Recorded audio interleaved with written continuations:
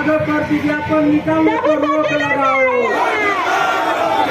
हमारी मांगे पूरी करो।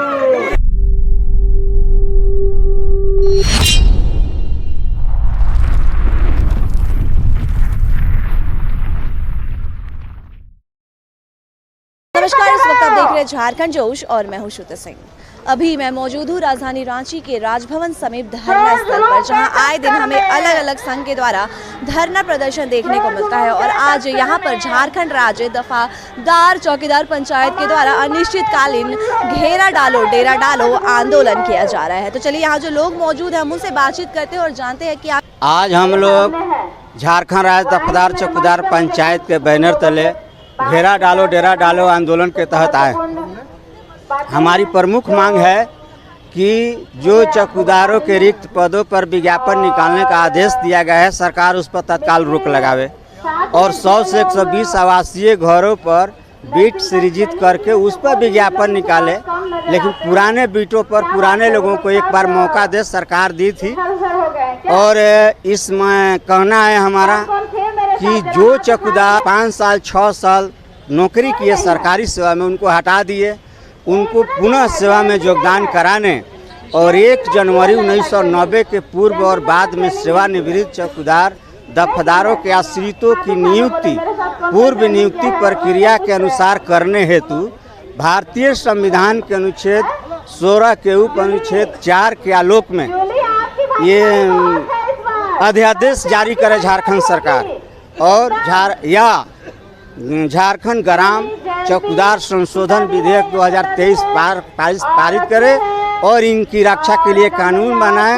नहीं तो जो ये दलित पिछड़े वर्ग से आते हैं 95% ये इस सेवा से बाहर हो जाएंगे और 2% भी इनके आश्रित बाहर नहीं हो पाएंगे। यही हमारी मांग है प्रमुख। हमारी तीसरी मांग है कि बिहार से ही हम लोग सरकारी बने, तो वहाँ VRS लागू किया कि जो 20 साल सरकारी सेवा कर लिया और 55 साल उम्र पूरा कर लिया, वो रिटायरमेंट से 1 महीना पहले VRS ले सकते। तो जो VRS लेंगे उनको सरकार पेंशन देगी और अपने परिवार के एक सदस्य को नामित करेंगे, उसको नियुक्ति भी करेगी। वो हम मांग करें कि यहाँ भी आप लागू कर दीजिए, क्योंकि हम लोग वहीं से हुए हैं। वो व्यवस्था यहाँ लागू करिए। और है कि पोता की बहाली नहीं करें अनुकंपा में, और परीक्षा ली जा रही है अनुकंपा के नियुक्ति में, इस पर सरकार रोक लगाए। चौकीदार सरकारी ड्यूटी पर अपराधियों द्वारा मारे जाते हैं, सड़क दुर्घटना में मारे जाते हैं, उनको 1 पैसा नहीं मिलता है। मुझको याद है 2016 में ये सरकार प्रस्ताव पास की थी कि इस ड्यूटी पर अगर कोई सरकारी कर्मी मारे जाते हैं सड़क दुर्घटना या अपराधियों द्वारा, तो उनको 25 लाख रुपया सरकार अनुदान देगी। लेकिन क्या हुआ आज तक पता नहीं चलता है। तो हम उसको भी कह रहे हैं कि इसको लागू करिए, क्योंकि आज चौकीदार ड्यूटी पर मारे जाते हैं, इनको 1 पैसा नहीं मिलता। ये हमारी प्रमुख मांग है और मैं आपके चैनल के माध्यम से सरकार तक अपनी बात पहुंचाना चाहता हूं।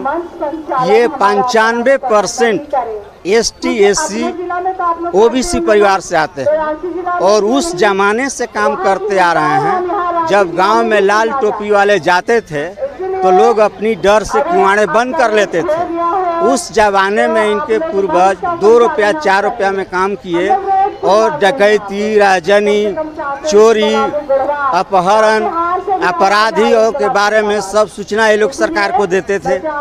और जब सरकारी हो गए तो हमारी नियुक्ति पर रोक लगा दी गई। लेकिन जब संगठन आंदोलन किया तो एक बार वंश के आधार पर नहीं, सभी नियमों और प्रक्रियाओं को शिथिल करते हुए अनुकंपा के आधार पर एक बार बॉन्ड लेकर के इनको आश्रितों को बहाल करने का आदेश दिया गया। उसमें उसके तहत 60 से 70% बहाल हो गए, 30% बचे हुए। अगर उनकी बहाली नहीं होगी तो उनके साथ अन्याय होगा।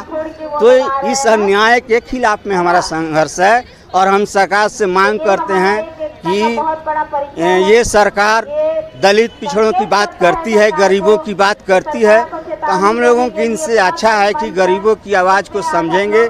ये गरीब लोग हैं, जिस समाज से आते हैं, सब गरीब परिवार से आते हैं और अपना जान जोखिम में डाल करके उपायुक्त आँख नाक कान का काम करते हैं बिना शस्त्र का। तब हम क्या बोलेंगे नहीं बोलेंगे कुछ आगे की रणनीति क्या सोची आपने? आज हम लोग यहाँ आए हैं, अगर बात सरकार हमारी नहीं सुनती है तो हम तय करेंगे आगे क्या करेंगे।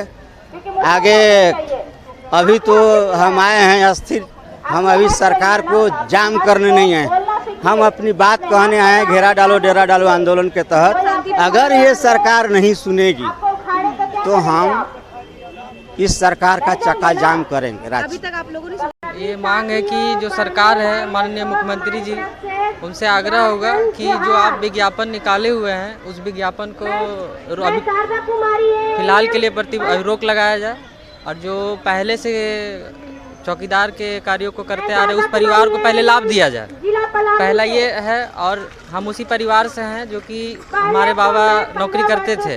उस सीट पर जो है कि हम लोग ओबीसी में आते हैं, उसको एससी के लिए रिजर्व कर दिया गया है। तो एक तरह से हमारा जो मौलिक अधिकार है उसका हनन हो रहा है। तो जो हमारा अधिकार है उस अधिकार को दिया जाए, सरकार से ही मांग है, और जो चौकीदार के परिवार हैं उन्हीं को लाभ दिया जाए, हमारा यही मांग है। और अगर काफी संगठन यहाँ पर आते हैं और धरना प्रदर्शन पर बैठते हैं, कुछ निराश होकर भी जाते हैं तो कुछ की मांग पूर्ण होती है। आपको क्या कुछ उम्मीद है सरकार से? देखिए, उम्मीद तो किए हैं काफ़ी।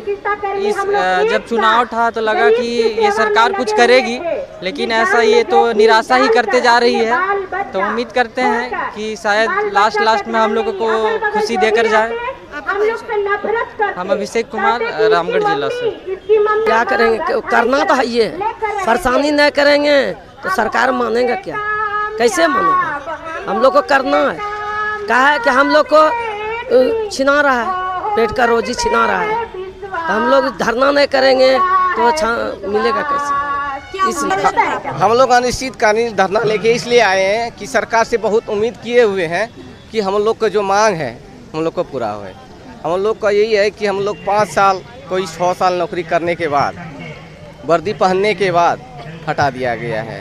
हम लोग ये मांग बराबर करते आ रहे हैं। आदमी कोर्ट के भी शरण में गए, कोर्ट भी हम लोग का बात नहीं मिला, और हम लोग बाल बच्चा अच्छा खासा से पढ़ाई लिखाई कर रहे थे। अभी 7 साल में बाल बच्चे की करियर बहुत ख़राब हो चुका है। हम लोग को ना ज़मीन है ना जगह है, बहुत स्थिति से गुजर रहे हैं और जीना भी दुर्लभ हो गया है। तो इसलिए हम लोग आशा पाके सरकार के पास, हेमंत सरकार। आप लोगों ने क्या कुछ बताया गया मौजूदा लोगों के द्वारा, साथ ही साथ इन्होंने ये भी बताया कि अगर जल्द से जल्द सरकार इनकी मांग को पूर्ण नहीं करती है तो ये आने वाले दिनों में चक्का जाम भी करते हमें नजर आ सकते हैं। अब देखने वाली बात यह है कि सरकार आखिर कितना समय लगाती है इनकी मांग को पूर्ण करने में। अभी